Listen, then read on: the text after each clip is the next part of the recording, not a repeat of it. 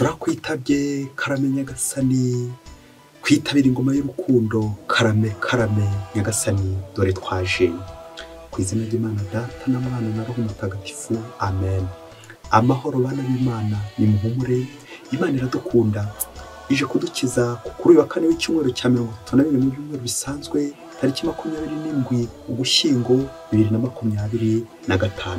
Ngaho amasomo agiye kuduhuza n'Imana. Isomo rya mbere ni ryo mu gitabo cy'umuhanuzi Daniyeli, umutwe wa 6 umurongo wa 12 kugeza kwa 28. Muri iyo minsi abatware b'intebe bagirira Daniyeli ishyari rikabije kubera ko yabarushaga ubutoni ku mwami Dariyusi.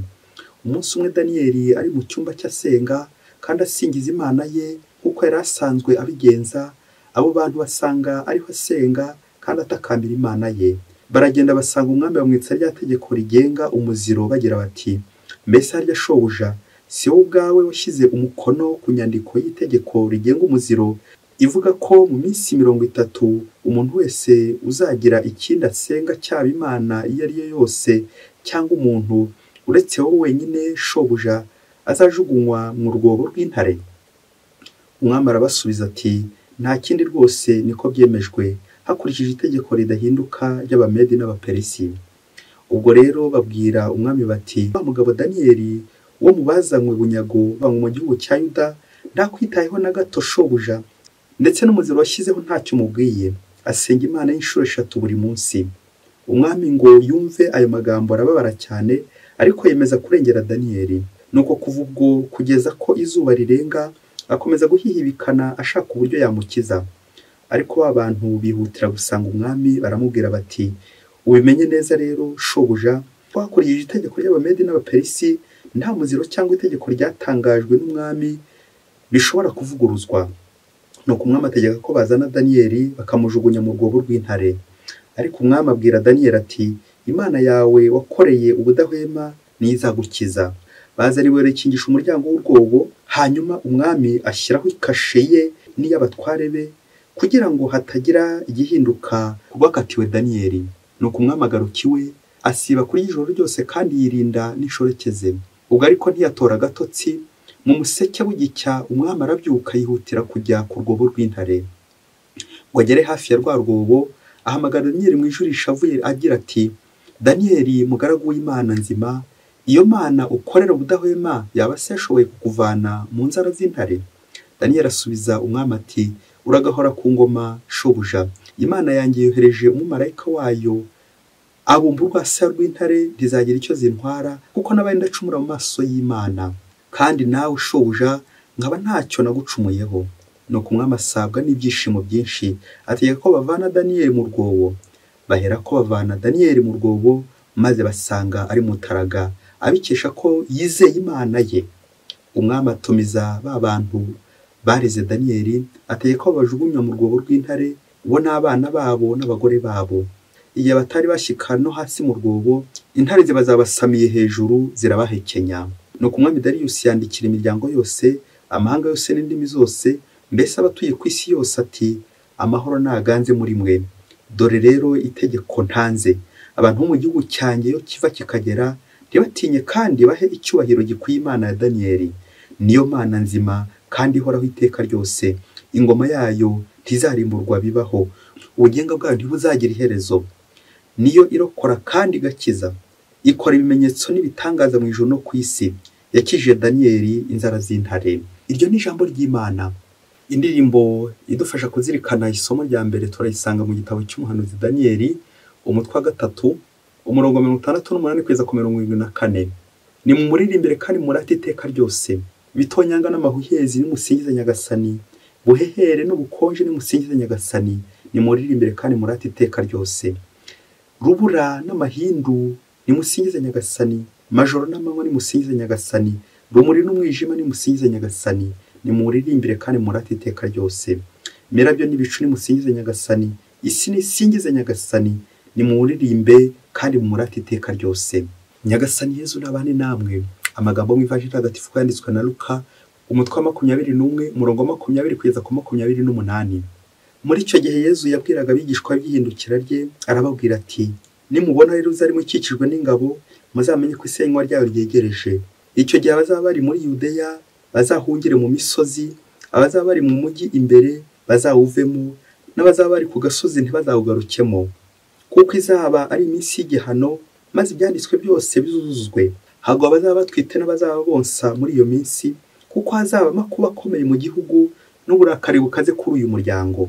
Bazicishwa ubugi bw'inkota, babajyane bunyago mu mahanga yose, kandi Yerusalemu izaribatwa n'abanyamahanga kugeza ubwo igihe cyagenewe abanyamahanga kizaba kirangiye.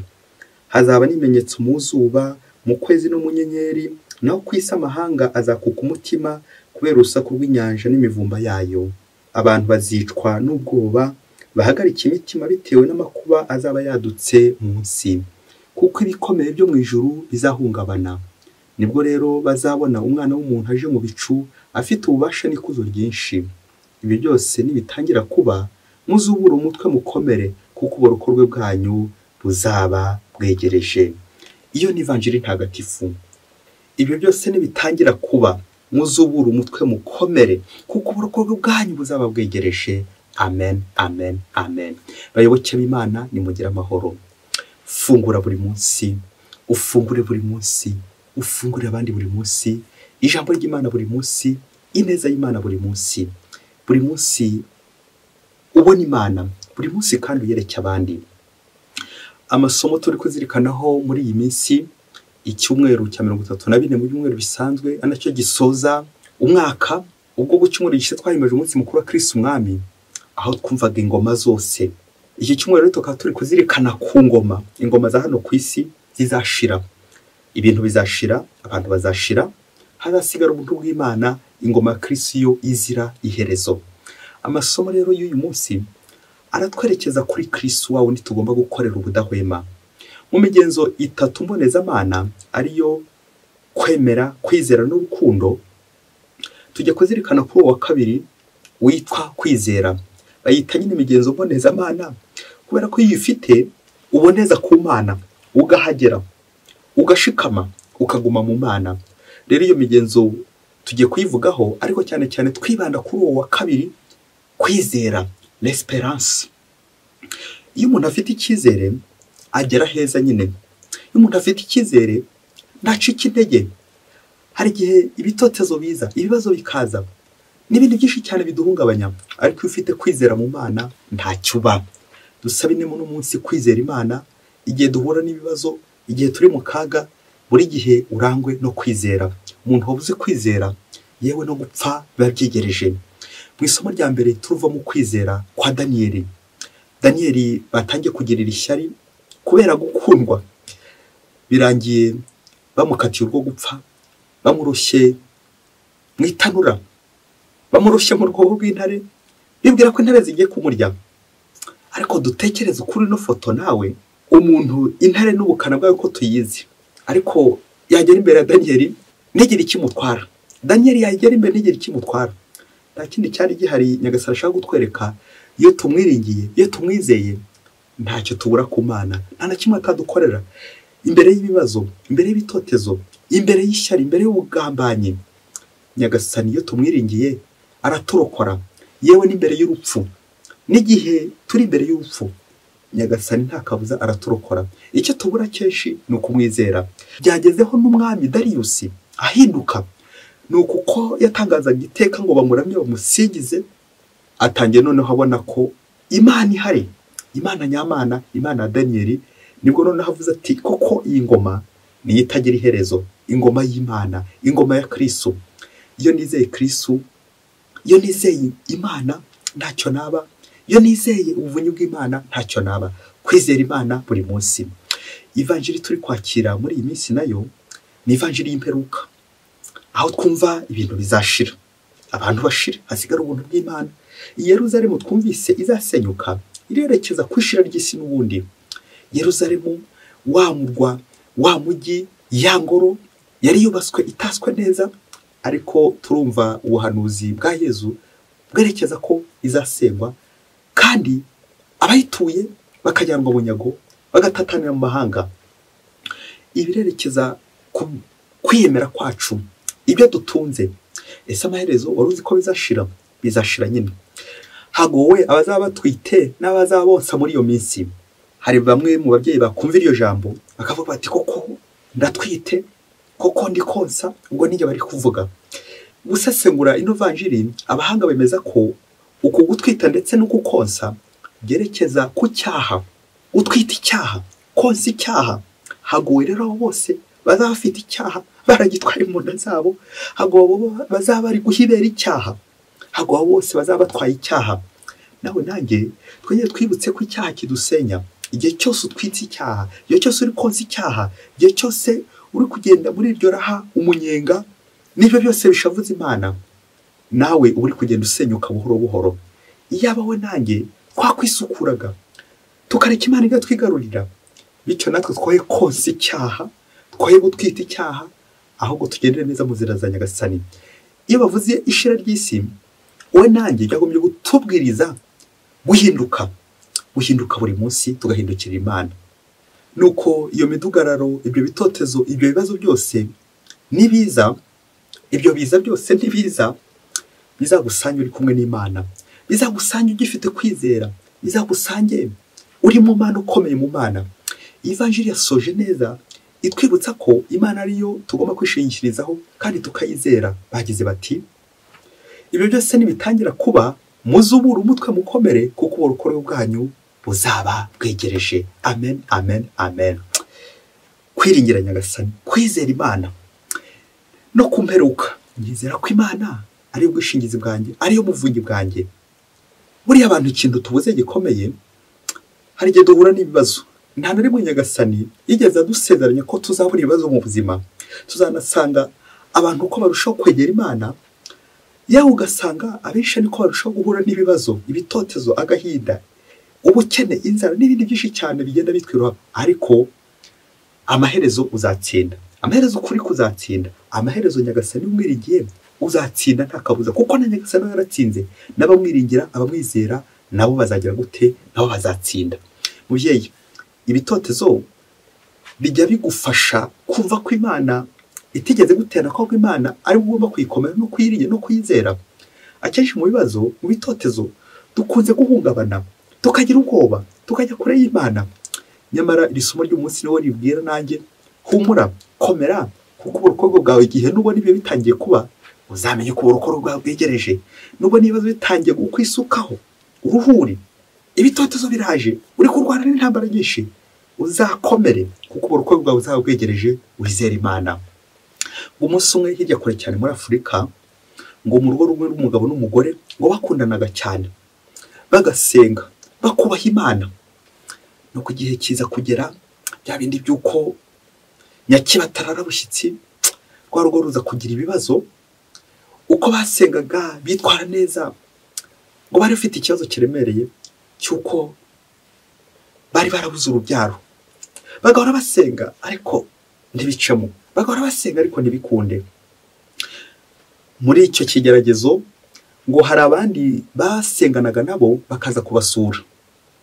Nuko ngo abazaga kubasura, uyu mugore wo mu rugo bakamwihugikana kugira ngo bumve uko yakira iki kibazo afite mu rugo. Nuko wa mugore mu rugo akabwira ati, umva, mfite icyizere cyuko Imana ifite icyumba kinini cyuzuye abana benshi cyane. Nanjye mfite icyizere ko Imana umunsi umwe izakuramo umwana umwe muri icyo cyumba ikamumpa. Imana ifite icyumba cyuzuye abana, nanjye ntizaburira umwana umwe ikura muri icyo cyumba ikamumpereza. Nuko babandi baje kumukomeza, bishoke ko bamwe bavugaga bati, uyu mugore ntabwo tuzi ibyo ari byo. Igihe kiza kugera, abaje kubasura buri wese azabakomeza kubera icyo kibazo bari bafite. Imyaka 5 irashira, 10 irashira, 15 irashira, nta rubyaro barabona. Nuko bya bindi byuko aho umutindi yanitse ngo ntiriva, bageze ku myaka 20 batarabyara, bagiye kumva babona wa mugabo wo muri rwa rugo, bumva ko bamufunze. Baramufunga, bamukatira imyaka 30 ari mu buroko. Neza neza babandi basenganaga na wa mugore bagira kwiheba gukomeye cyane, koko yabindi wa mugore yatubwiye ko izamuha umwana, ubu ntibirangiriye hagaha. Nuko ngo bajya kumusura, bamwihanganisha kubera iki kibazo yaragize, kubasigaye wenyine mu rugo n'ibindi byinshi cyane bimwiruhaho. Nuko umugore abwira ati, umva, Imana ndayizera, ifite icyumba cyuzuye abana, ndabizi neza ko itazamburira mu mwana n'umwe hariya. Igihe nikigera umugabo wanjye agafungurwa, ndabizi neza amaherezo Nyagasani azanyibuka. Ngana for uburyo uyu mugore yaje kubona umwana, ukurikije uburyo umugabo we afunzwe, for uko cyaje kugenda. Yarafungiye kure kandi adashobora kumugeraho, birashoboka nyine umugore yamuciye inyuma ntawamenya. Nuko abantu bakomeza kubitega amaso ati koko bizashoboka urugo ruzabona umwana nk'uko uriya mugore abyivugira. Igihe kiza kugera bitunguranye, bagiye kumva umwaka utarashira, bagiye kubona babona wa mugabo araje baramufunguye, dore ko abari bamugambaniye bamurenganyije. Byaje kugera igihe nyine kwa kuri guca mu ziko ntigushye, kwa kundi ba Daniyeli nabo bagera imbere y'itanwa ntibashye, bagera imbere y'intare, intare ntizibarye. Wa mugabo agira cya abarafunguwe, bakomeza kubana naho mugore. Uzi ko nyuma y'umwaka bari bafite uruhinja, bafite umwana. Nuko ba bantu bajyaga baza guhumuriza wa mugore, ndetse rimwe na rimwe no kumuneka no guhinyuza bya bindi yavugaga ati ndabizi Nyagasani afite icyumba cyuzuye abana, ntabwo azamburamo umwana umwe. Bayoboke b'Imana, Yezu Kristo akuzwe. Nuko icyizere utapfa kumenya uko byikoze, ukabona ibyo Imana birikoze. Wari uzi ko ibintu birangiye neza neza, uvuga uti noneho birarangiye, ubuzima burarangiye, nta kindi gisigaye. Wajya kubona ukabona Nyagasani agize cya birakunze kubera Imana. Y'icyo bita icyizere. N'igihe cyose ugeze kuri burembe, ugeze ku munota wa nyuma, utazi uko biza kumera, Nyagasani arahari. Aho Nyagasani naho arahari. Kwizera buri munsi, kwizera Imana buri munsi. Ndabizi neza ko Nyagasani ahari. Ndabizi neza ko Nyagasani ibazabikora. Nibidashobokera abantu, Nyagasani azabikora, kuko ingoma ye ni ingoma ihoraho. Nawe nanjye twongere turebe ahantu hose twagiye tudohoka, ibibazo bikaza, ukavuga ati noneho ibisubizo uzabikura hehe? Ukiheba ukiganyira, ukavuga ati sinzongera no gusubira mu kiliziya kubera ko iki Imana itari kukinkorera, kubera n'ikindi kiri kukinkorera. Ibibazo bikaza, ugafunga, ugatotezwa, ukagambanirwa. Nyamara Yezu yatubwiye ati muzubura umutwe mukomere. Ibi byose nimubona bitangiye kuba, babagambanira, bakabakubita, bakabatoteza, muzakomere, mushikame ku Mana. Muzubura umutwe mukomere, kuko urukundo rwanyu uzaba bwegereje. Amen, amen, amen. Umunsi w'imperuka ntabwo ari umunsi uzatwica nabi, ntabwo ari umunsi uzatugirira nabi, ntabwo ari umunsi Imana izaduciraho urubanza, ahubwo ni umunsi w'impuhwe z'Imana. Utegeza umunsi w'impuhwe z'Imana no kwirinda konsa icyaha, no kwirinda gutwita icyaha, maze nanjye ibibi byanjye, ubugome bwanjye, ububisha bwanjye, ubugambanyi bwanjye, byose nkabireka ngahindukira ingoma y'Imana, ingoma y'urukundo, ingoma y'ukuri, ingoma y'amahoro. Nawe niba uri mu bari baratangiye gutakaza icyizere, iri somo ry'umunsi rize kugufasha. Nyagasani ntiyiburira, nta cyabuze ku Mana. Nyagasani afite byose, nta kibuze ku Mana. Hasiga ko ngewe nanjye kwirekura muri kwa kwizera, tukumva ko Nyagasani ntacyo atazadukorera. Nta na kimwe Nyagasani atazadukorera, cyane cyane igihe twamwizeye, igihe twamwiringiye. Nyagasani azadukorera byose. Nawe nanjye cyagihe twamuretse agatwigarurira, nubwo burokorwe bwacu uzahura n'ibibazo, uhure n'ibitotezo, rimwe na rimwe unyura mu ishyamba ry'inzitane utazi uko biza kurangira, ariko uzajya kugira ngo ubone Nyagasani agize gute arabikemuye. Nta na rimwe urarwara uburwayi utazi neza uko bizarangira. Ese nzakira? Nyagasani aduhora hafi, ahora aduhumuriza, ari kumwe natwe iminsi yose. Hasigaye ko njye nanjye tumwizera. Iyo umuntu yabuze kwizera, kwiheba biraza. Kandi bavuga ngo iyo umuntu yatangiye kwiheba, nta kiba atakora. Kwica yakwica, kugambana yagambana, ingeso mbi zose yazikora, nta cyaha na kimwe atakora kubera nyine kwiheba. Dusabe Nyagasani twongere kwizera muri we, tumwizere, bityo tuzashikama muri we. Nibitagaragara, Nyagasani azabikora.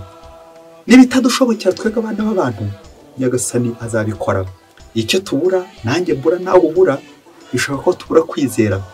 Nyagasani afite icyumba cyuzuye ibisubizo, koko yazamburira igisubizo muri kiriya cyumba cyose cyuzuye ibisubizo.